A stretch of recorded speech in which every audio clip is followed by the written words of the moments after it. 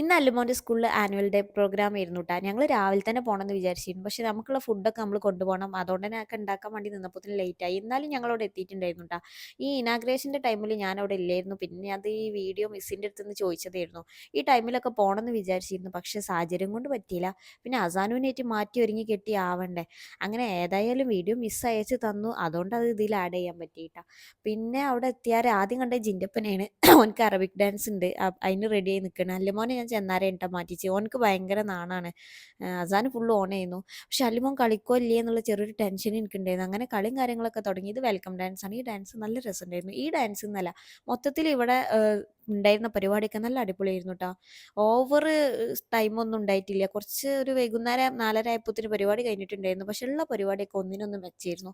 പിന്നെ അസാന് ഫുള്ള് ഓണായതുകൊണ്ട് തിരിഞ്ഞും മറിഞ്ഞും നോക്കണമൊക്കെ ഉണ്ട്, ഇറങ്ങി പോകണം എന്നൊക്കെ ഉണ്ട്. പക്ഷെ പോണില്ല കേട്ടോ. ഈ സ്റ്റേജിന്മേൽ കളി കണ്ടുകൊണ്ട് ആള് അവിടെ തന്നെ നിൽക്കുന്നുണ്ട്. അങ്ങനെ റിതുമോൻ്റെ പരിപാടി ഏകദേശം കഴിഞ്ഞു കേട്ടോ.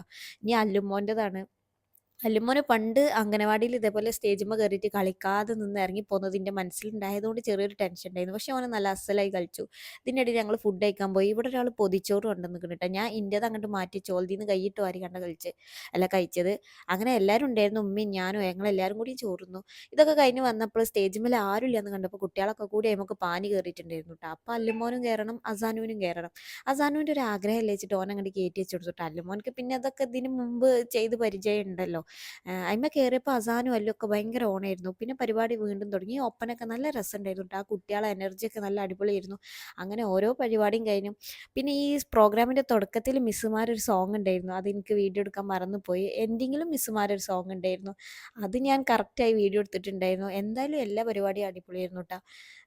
ഇത് ഈ പരിപാടിൻ്റെ അവിടെ ഇരിക്കുമ്പോഴൊക്കെ എൻ്റെ മനസ്സിൽ അല്ലു കളിക്കോ എന്നായിരുന്നു. അങ്ങനെ ഓൻ കളിച്ചതിൻ്റെ ഒരു എക്സ്ട്രാ സന്തോഷം എനിക്ക് എന്തായാലും ഉണ്ട്. അങ്ങനെ ഒരു കുഞ്ഞു ട്രോഫിയും കാര്യങ്ങളൊക്കെ ഓനക്ക് കിട്ടി.